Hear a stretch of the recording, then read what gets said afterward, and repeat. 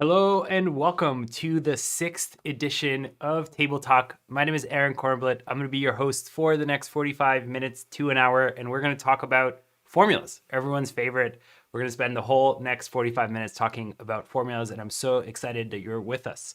So if you're new to Table Talk is a weekly show, live stream, where we cover one area of Airtable by answering your questions. So you should see in the chat a URL, a form where you can submit your questions for today's topic or for future sessions. And yeah, we've got some that folks have already submitted that we're going to walk through, but going to be taking your questions throughout. So really excited. We've got some familiar faces. Vanessa Kouvon, going to be highlighted throughout the stream, quite a regular contributor. Idema, welcome back. Hey, Ben, good to see you. Alex, lots of folks. A few things to know during the stream.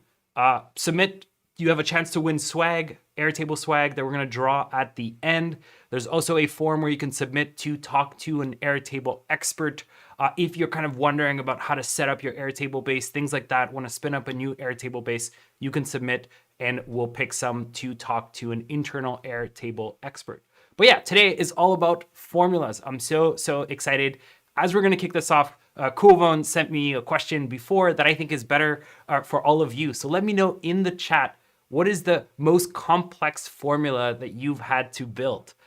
So let me know in the chat, talk to me a little about it, maybe some examples that we're going to cover today. But yeah, really excited to kick off this table talk about formulas. So let's get into it. All right, so this is our agenda for today. So we're going to kick it off nice and easy with what is a formula. Then talk a little bit about what are the most common ways to use formulas. So just some examples if you're maybe a little more new to formulas, how to wrap your head around them. Then we're going to talk about time zones, which honestly I'm a little scared about because I'm sure it's confusing to other folks. Sometimes it can be confusing to me. So I'm going to give it my best shot to kind of explain how time zones work, some caveats that you should know about, and make sure that you're comfortable working with time zone.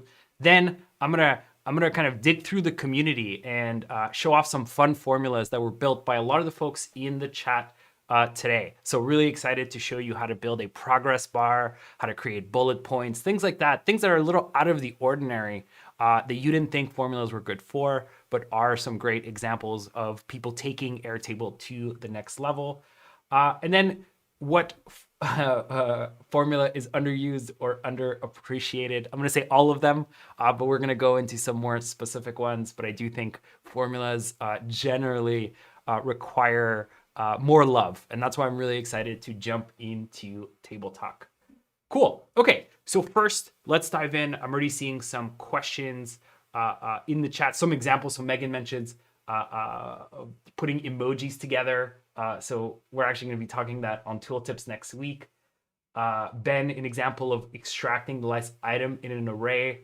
I'm sure that's a mix of array, regex maybe. So that's really, really cool. Hey, Penny, good to see you.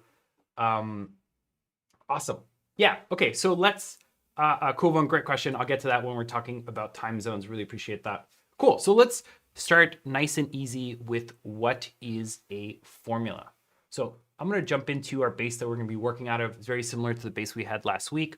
And let's talk about what is a formula.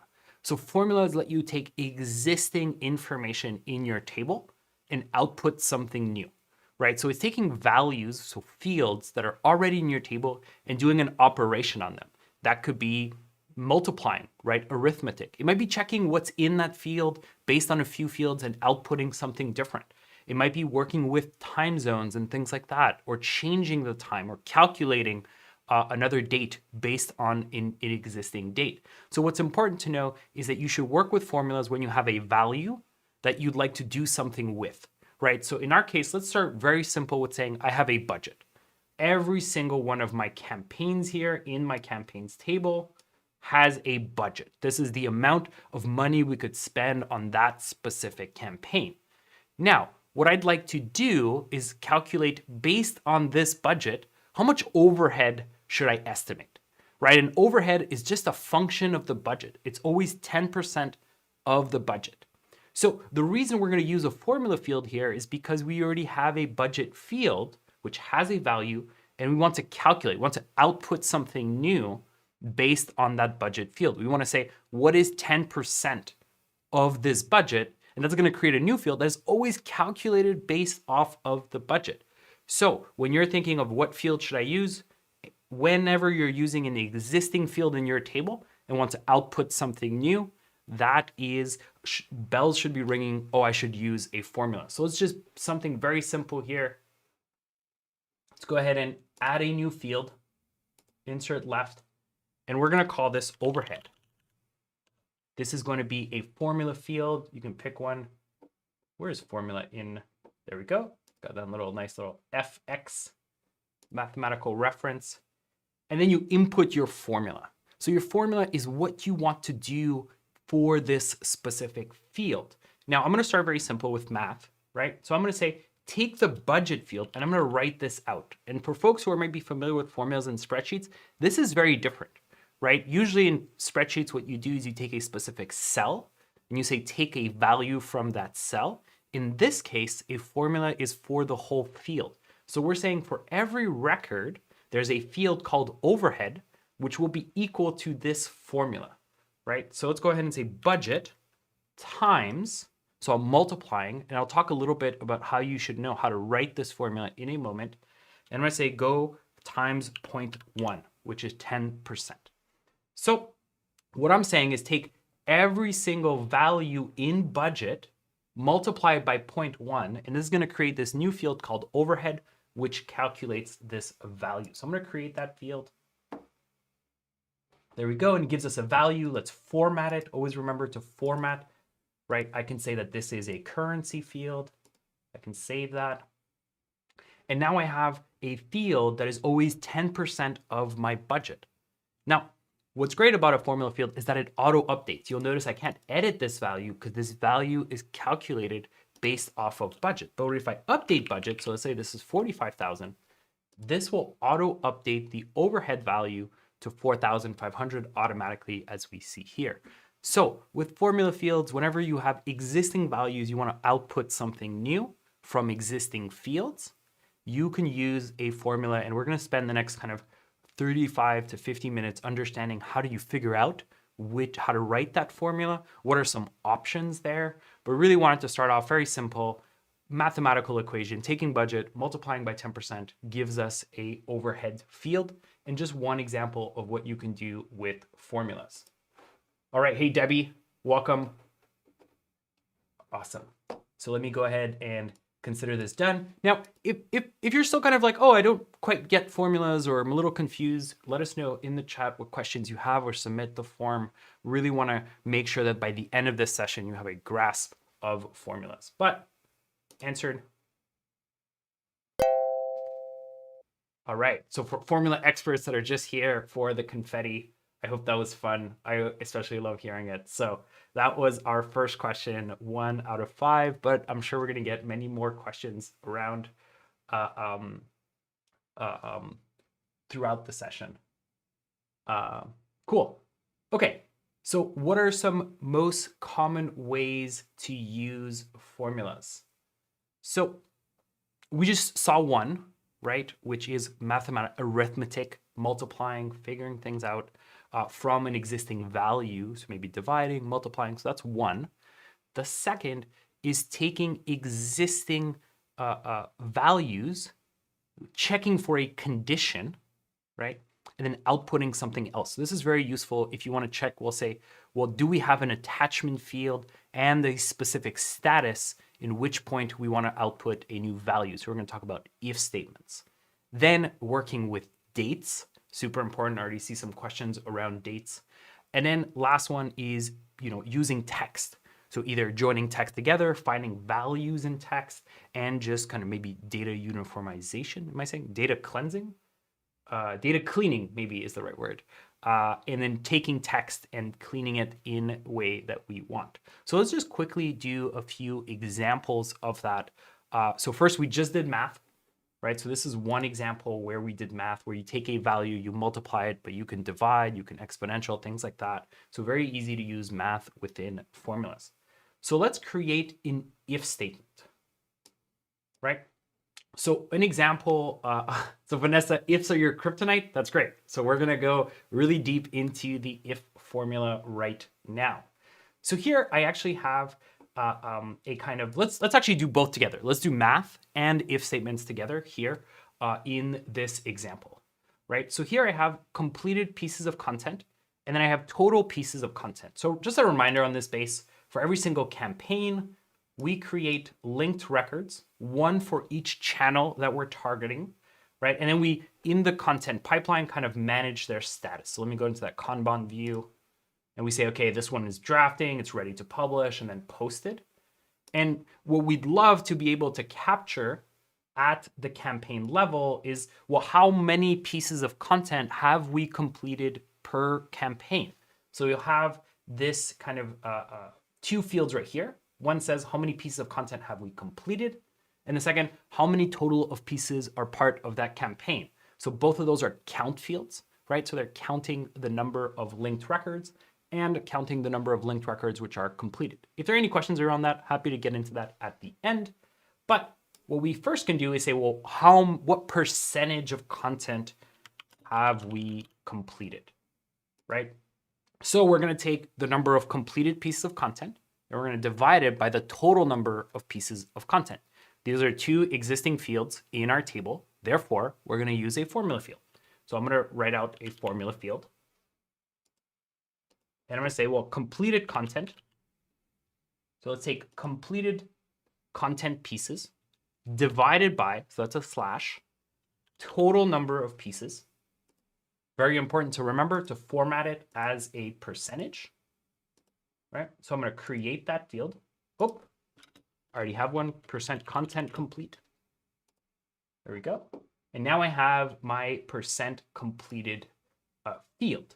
Now, you'll notice that I can actually say, well, based on how much we've completed of the content, so whether we're at 0%, over 0, or at 100%, I can create a status field, right? So this is checking, have we completed all of the underlying pieces of content, and saying, well, if we're done, we should call that field done. So we can have an automated status field that checks the value of percent complete, and then based on that value, outputs something else. So again, because we're using an existing field in our table, which is percent content complete, we're going to go ahead and output something else, a custom status based on that value. And therefore, we're going to use a formula field. So Vanessa, this one's particularly for you. Let me know if everything makes sense or if you have any questions. And I'm going to move aside so we can really see what we're building here. So the first thing I'm going to say is, well, if we haven't completed 0%, if we haven't done any of the content, I'm going to call that not started. And then otherwise, right, if we're over 0%, I'm going to call this started or in progress. So let's go ahead and create that formula. So we're going to call this automated status. It's going to be a formula field. Right. And so what I'm going to use here is an if statement. So if statements, let's write that out. And very useful to read this little explainer right here. It says if logical value 1 or value 2. Okay, that might seem confusing. So what we're going to say is we're going to check a condition, right? Oops. We're going to say, let me go into the if. What condition do we want to check? So I'm going to say if completed, content completed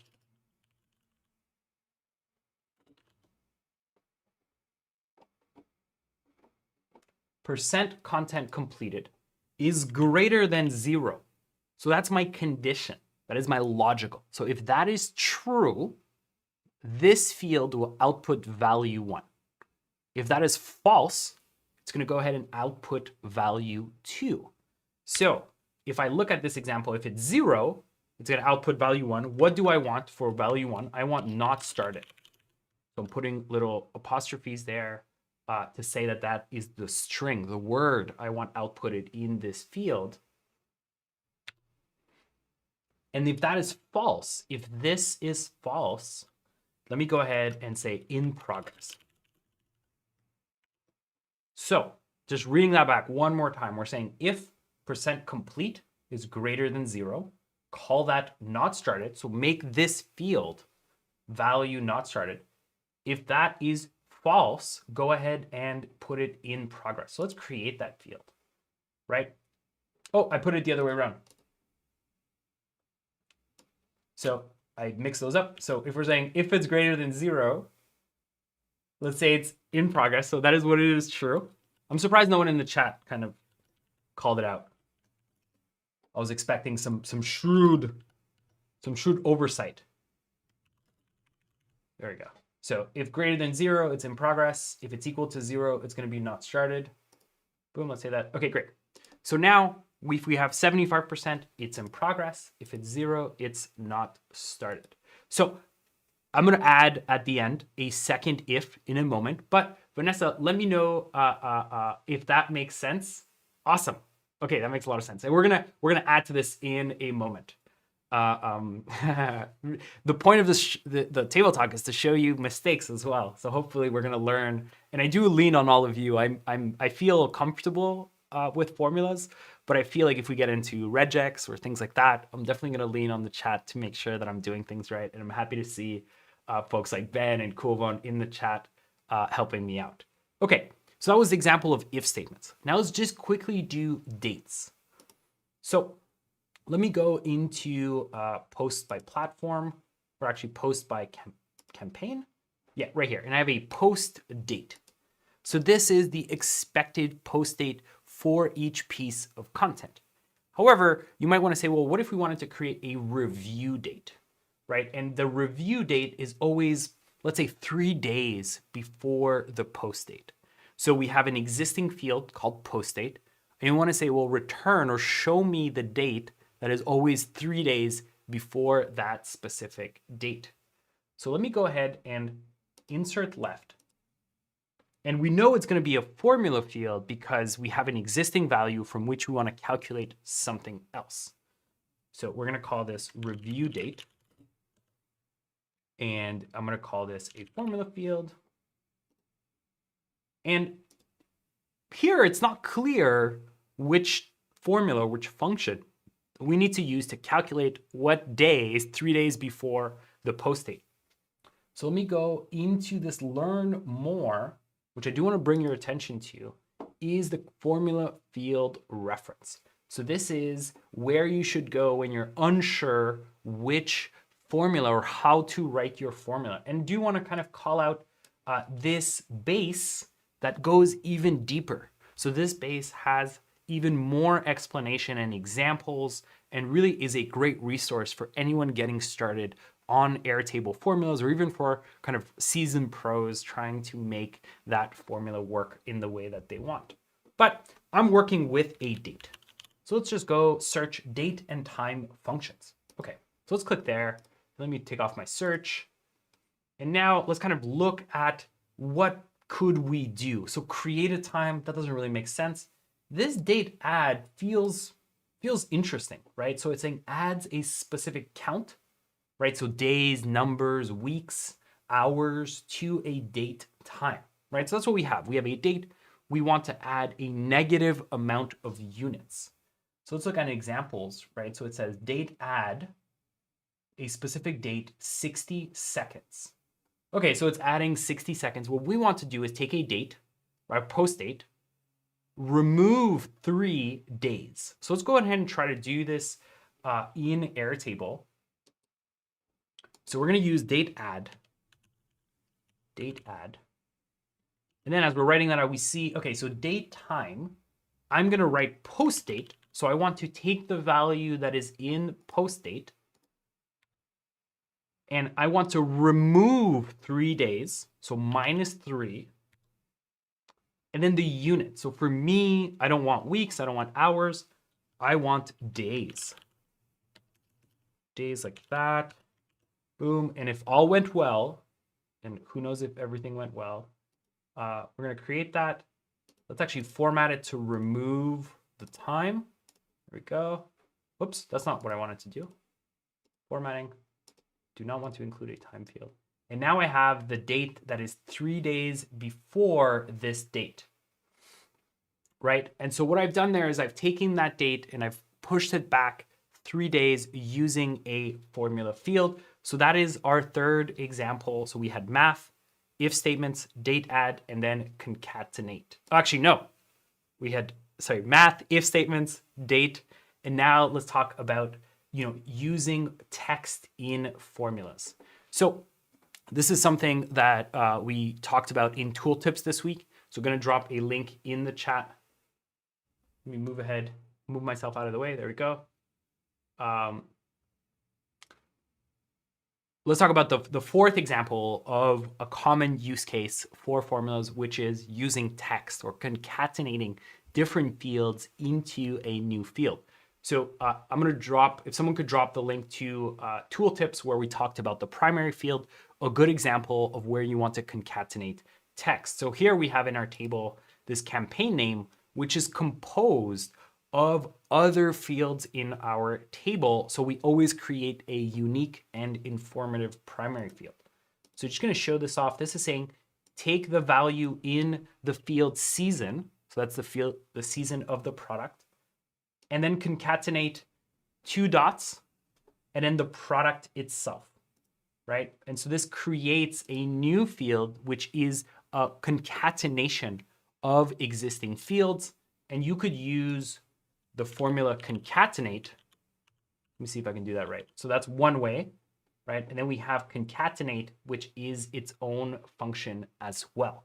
So those are 4 common use cases for formulas. 1, mathematics and arithmetic. 2nd, creating if statements to output something else based on existing values in your table.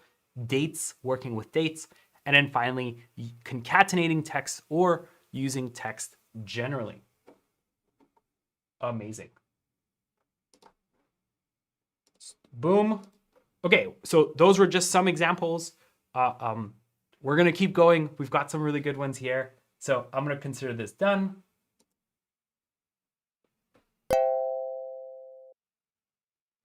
Cheers. Amazing. Okay, time zones. Whew. I hesitated to include this in this week's table talk. So time zones are tricky, right? Because we're all in different time zones, and the way we could kind of see time is different based on where we are, and sometimes we want everyone to be on the same time. Yeah,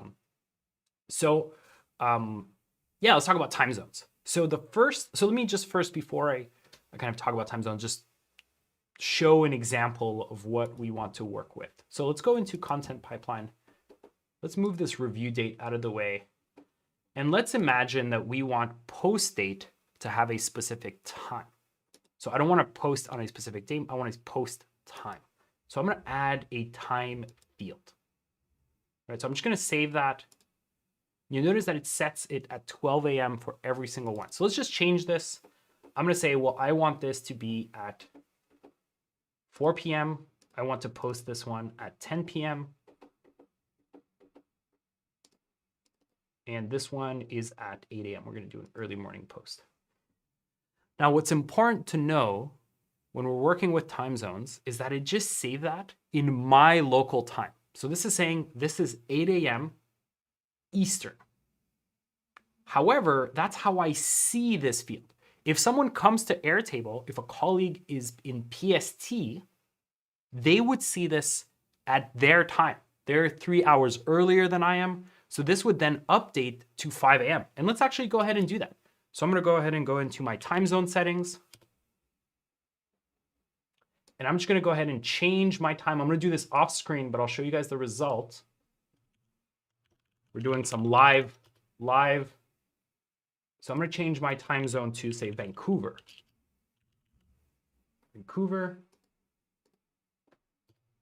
So just going to show you guys now, I'm in Vancouver time, right? So it's 3 hours earlier. If I lock this, you'll notice that all of my time zones have now updated to 5 a.m. So what we're seeing is that people view time in Airtable in their local time. So I just moved my time zone to PST and I'm seeing 5 a.m.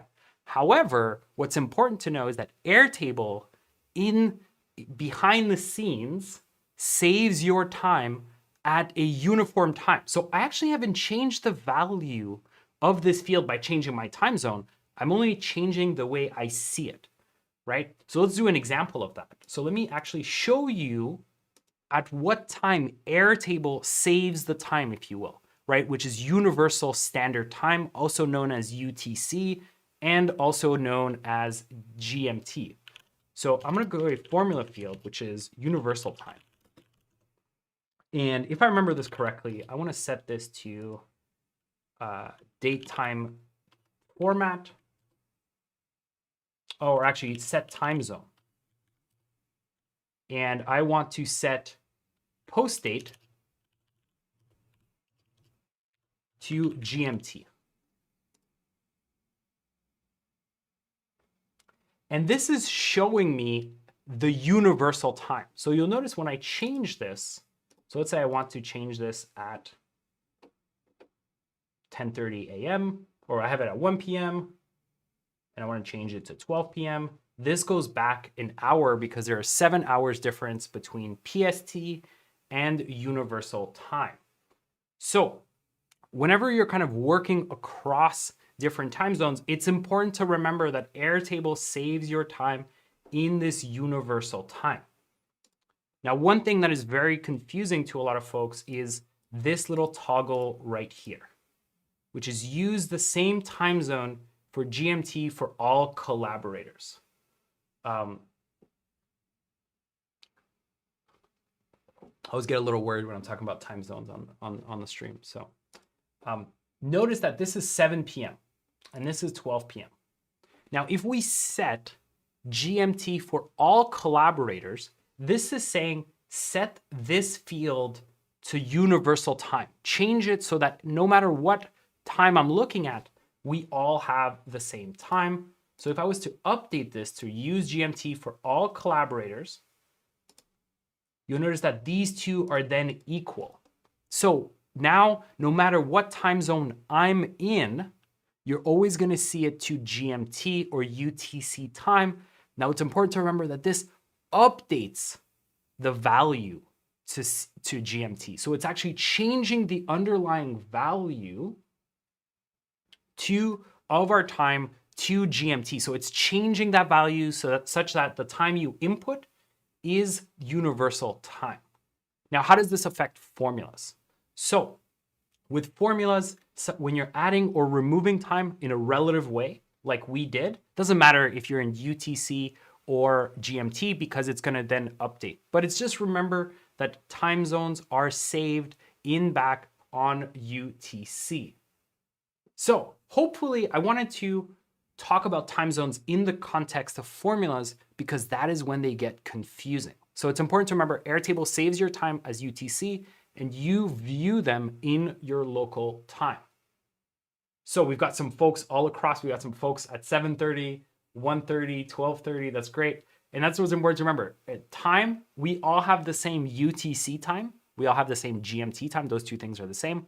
But we all view our information, right? If we have this toggle on, so if we customize use GMT, if we have this off, we all view that time in our local time, and that has a big impact when we're working with formulas.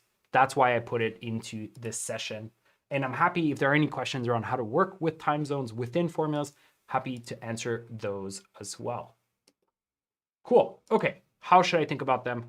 Answer, boom. Let me know if there are any questions.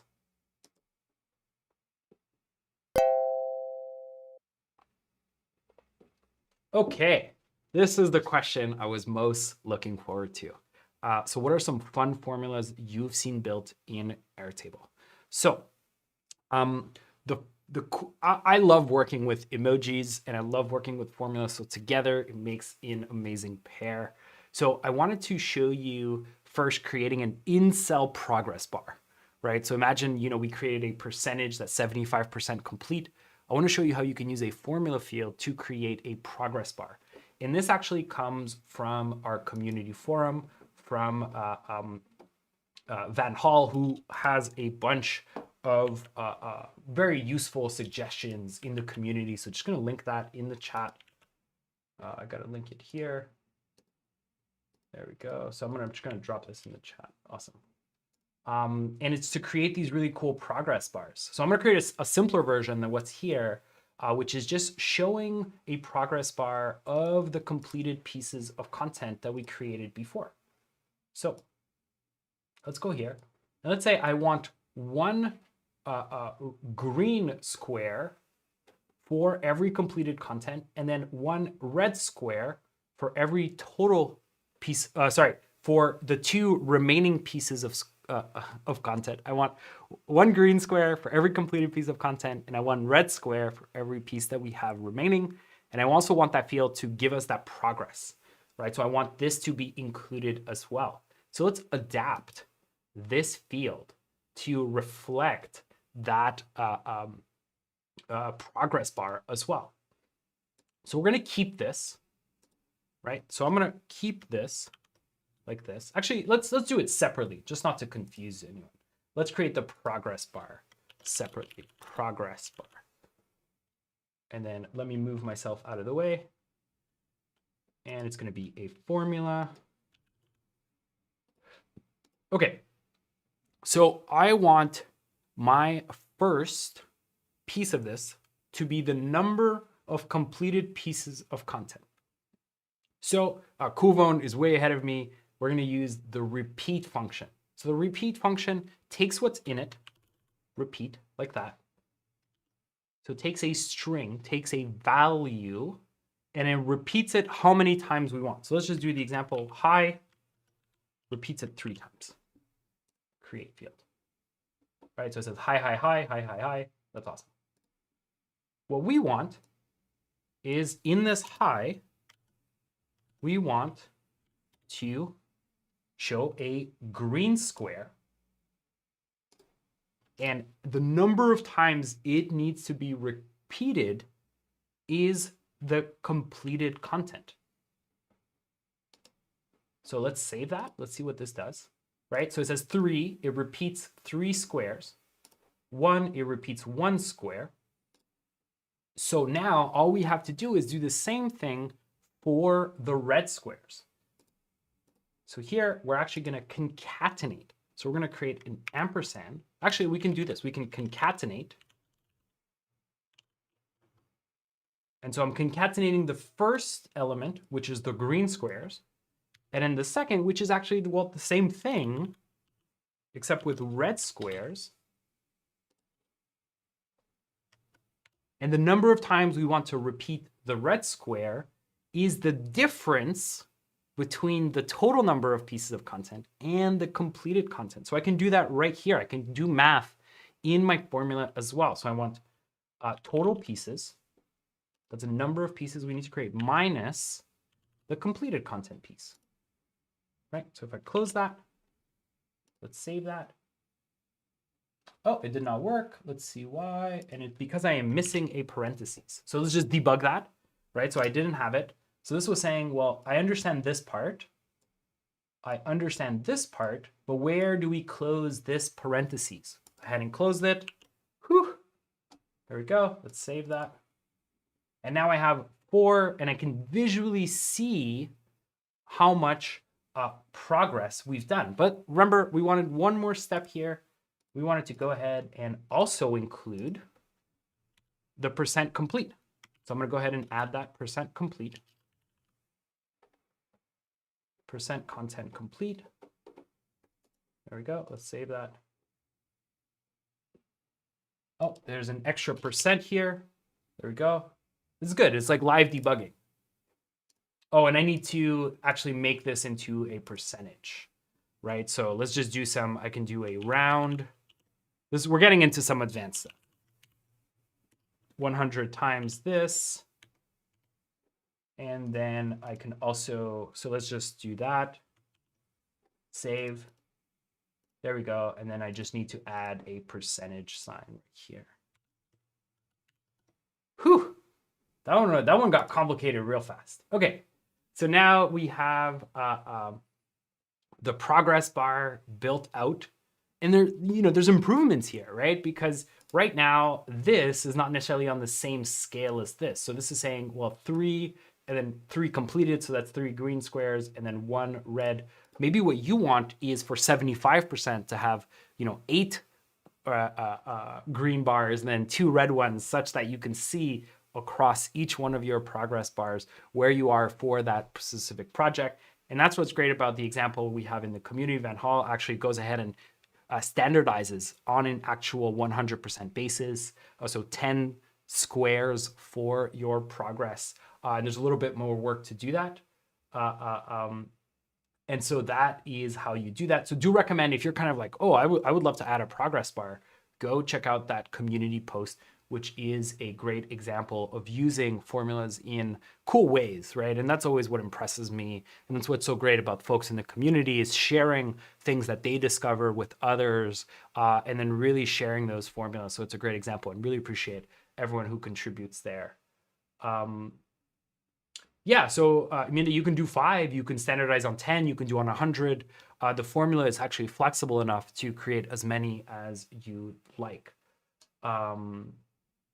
Yeah, so definitely great examples in the community. This is just one that I wanted to pick out. That was one. Okay, we do have time for another, and this one's a little different, which I found was cool. We haven't talked about much, but when you do roll-ups, you actually have also a mini formula bar, right? So let's imagine that I want to roll up, and this use case isn't the best for this specific example, but imagine I have projects and I have action items, and I'd like to roll up all of the action items into a text field, like a bullet point of every underlying action item that is either done or needs to be done for that specific project. Here, we're just going to roll up all of these content posts, and this is a suggestion from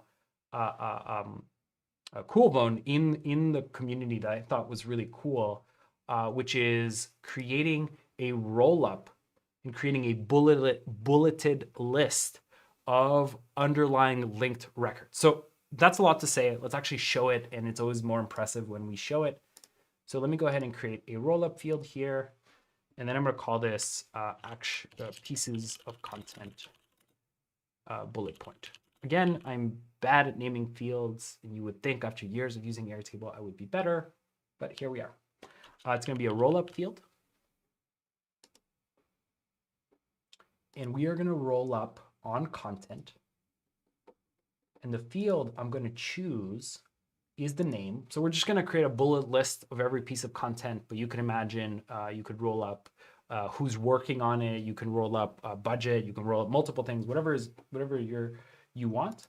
And so here, let's actually go into Coolbone's example and understand it. So first, let's do the interior first, right here, which it's an if statement. It says if array join values. So this is saying if there are actual values in your array join. So array join is taking everything in your rollup, which is an array, which is just a list of things, putting it all together. And this if statement checks if that's true. Now you might be wondering, well, how does it know if something is true? If it has a value, that'll output true, right? So an array or a number, unless it's 1 or 0, is going to output true. If you want to learn more about that, it's called truthiness, probably outside of the scope of this particular table talk, but it checks if there's something in array values. If that's true, it does the first element here, which is adding a little comma, or not a comma, a bullet, right? And ampersand. Then it does an array join value. So what array join does is that it takes your list and then separates it in the way that you want. So usually that's a comma, right? So if you take an equal to an array, it's going to separate it with a comma. But Coolbone, interestingly, separates it with /n, which is doing a backspace. So creating a new line for every element in your list, and then adds a bullet as well. So all of that, you don't need to, well, you do need to understand it, but Coolbone's been nice enough to kind of share this with us, so we can actually just copy paste it. So we're going to take this I'm going to copy paste that. and then go ahead and create that field. And what we expect is a bulleted list of every single name field from this piece of content.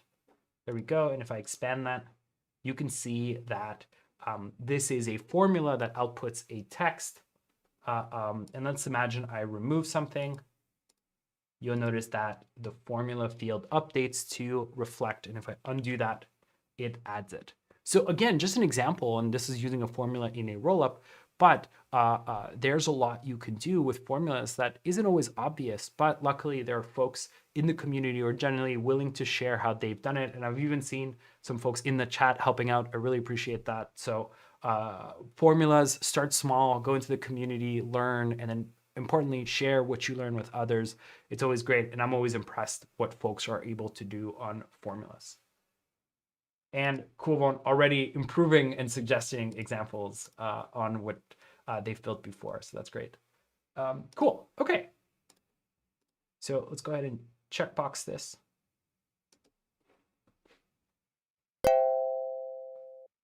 Confetti. Really, again, huge thanks to everyone in the community sharing examples of how they use formulas. And yeah, great job, everyone. Okay. What's a formula that, in your opinion, is underused or underappreciates? I don't know. I think in general, people just don't use formulas enough. Are we at speed round? Are we already at speed round? Oh, okay, speed round. Okay, I got to put a timer. Let me move myself out of the way. Okay. So I think one thing that everyone gains, including myself, from learning is let me create a formula field, is to use regex or regex, depending. So this is a way to extract or find text in a very complex way. So I think that's one thing that maybe is not underused, but it is not known enough. Another is switch, which is you check an expression, you check something, and depending on what that value is, you have different cases, different results that you can do, right? So switch is also an example. So substitute is an example. So let's say you want to substitute a comma with a line or bullet points or things like that. You can use the substitute as an example. But ultimately, what I always recommend is kind of go to this formula field reference, especially the little output base that you have here, to learn more about formulas. But yeah, there's just so much to cover that I feel all of it is underused, and everyone gains from learning a little bit more about formula. Text formulas, totally agree. Yeah. Okay, so I want to read this one. Confetti. I forgot about the confetti. Let's do that one more time. I missed that one.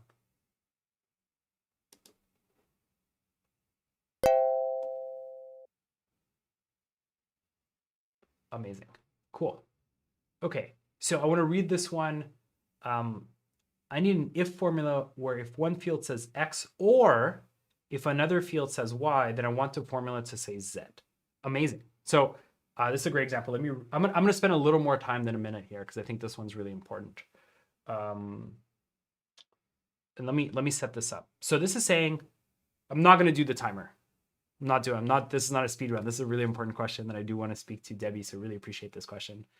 So it's an if formula where that first logical has two potential cases or two potential things that need to be true, or one or the other need to be true in order for that formula to say Z, right? So let's do an example here. I'm going to discard this field. And let's say if this field right here is equal to 100%, or our status is live, we want the output to be Z, right? And let's do an example where right here we are at 75%. Let me update that to be 100%. This one's posted. This one's posted. I'm just setting up the example here. Debbie, really appreciate this question. This one's unassigned. Let's do it posted, right? And so here I have an example where it's 100%, but the campaign is not building, but clearly we want this to say live, right? So if either you've already set the status to live or all of your underlying content are completed, let's go ahead and set to live. So I'm gonna write out what we just said, and I'll talk a little bit about how to think about this. So I'm gonna call this or status. Don't ask me why. It's gonna be a formula, right? Because we're taking existing values in our table and outputting something new. Let's start by just writing out that says if content complete is equal to 1, we're saying that's live or done. We should just let's call it done. So this is just our regular formula field that says if the content complete is 100%, 1, let's do done and then not done. Right, so I'm just gonna create that field. So we say done here. But what we also want, I should have done it the other way. I should have done it with the live example, right? But what we're saying is, let's actually move this one to not live, right? And let's actually change, sorry, let me change that up. I want if status is equal to live. Sorry, I'm gonna change that up. Right, so here it says done because we have the status is equal to live, and all the other are not done because we don't have the status equal live, but we clearly see that we have 2 of them that are done because we have 100% complete. So what we want to add is a second condition here that says if the status is live or if % complete is equal to 1, let's go ahead and call this done. So luckily in Airtable, in the formula, you can use what we call, what do we call those? Logical operators, if I'm not mistaken. Yeah, logical operators. Or sorry, logical functions. Okay, yeah, logical functions. So this, instead of just checking if one thing is true, you can add multiple expressions. So there are some examples of or. Or is a good example. It's going to check expression 1, is the status live? It's going to check expression 2, if the underlying content is 100% complete. It's going to say, well, if one of those 2 things is true, that's going to be true, and we're going to output the first example. Another one that's very popular is and. Let me find and here. And. This says that if all the underlying conditions are true, output the first option. So or checks if at least one in all of the expressions you've put in is true. It's going to output true. And says, are all the underlying examples or expressions, true? And it's going to output true. So let's just go ahead and do that. We're saying or, so I'm going to close that parentheses. So this is our first expression, is status equal live? And then our second one is saying, is % content complete equal to 1? So it's saying either of those 2 things are true. So if this is true or this is true, go to here, go to true. If both of those are false, go to not done. So you could use or, and there's XOR as well, and different types of logical functions together to be able to output this. So let me save this. And you notice that then we have here that is done and here that is done. And that's an example where we're using if, and then we're also checking or for the condition to be able to find the one that we want. Great. Debbie, I do want to make sure that that was, understood, and I'm sure that, other folks, this is a stumbling block for them. So that is, yeah, very useful. So really appreciate that question, Debbie.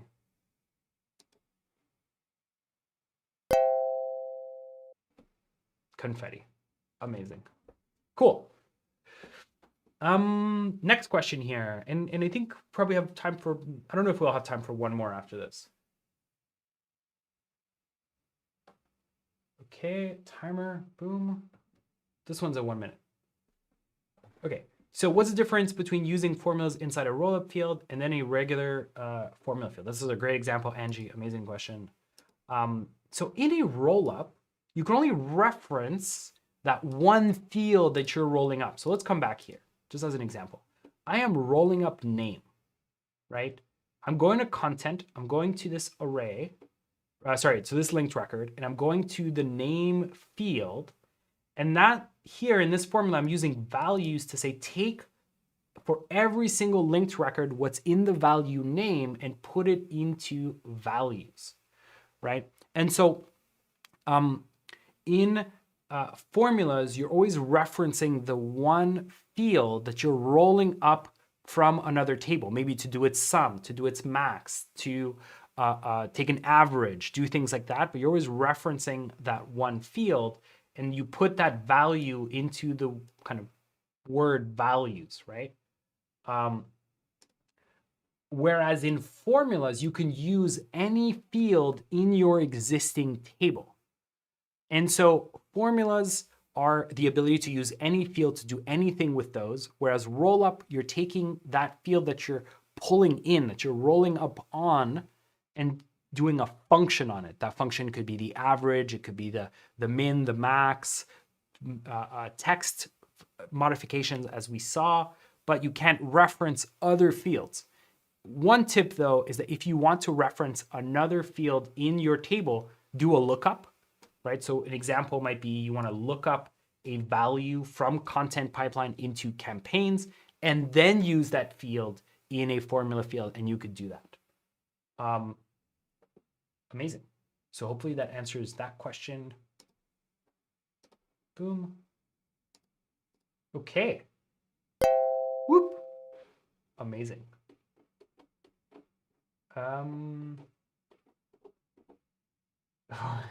Yeah, a minute, I think we can all agree that a minute is usually not enough. I'm trying to do this. So team, is it time to for the swag, or do we want to do another question? So let me know. Now's the time. If you haven't filled out the swag,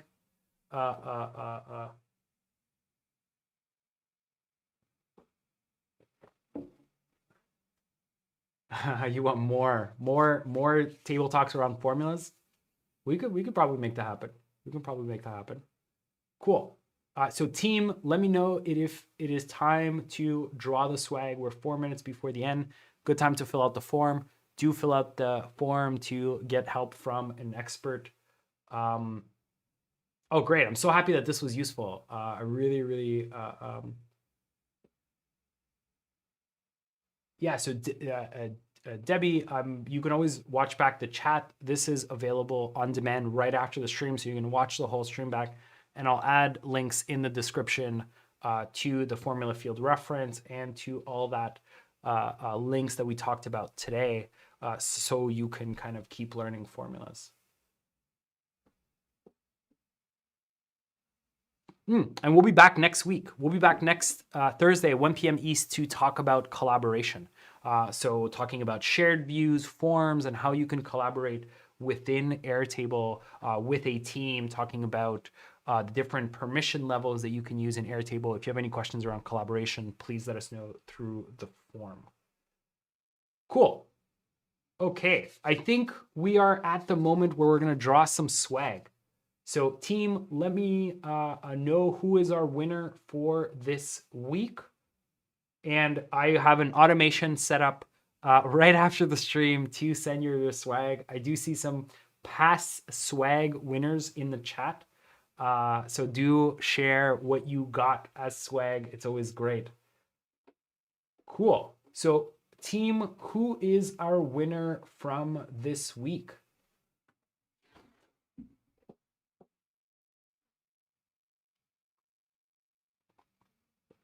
We need like a drum roll.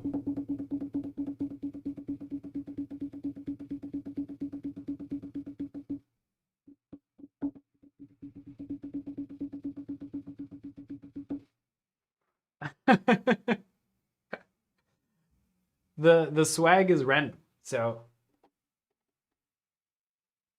all right, Debbie, really appreciate. You're gonna get an email right after this to get some swag. And to everyone who didn't win, I still huge thanks for coming this week. Huge thanks for your questions. Huge thanks for joining Table Talk, and I hope to see you next week when we're gonna be talking about collaboration. And yeah, really appreciate it. This was so much fun, a little stressful, but hopefully you had a little bit of fun and learned something from this week's Table Talk. And I'll see you back here next week. And huge thanks again for coming. I will see you all back here, same time, same place next week. Bye, everyone.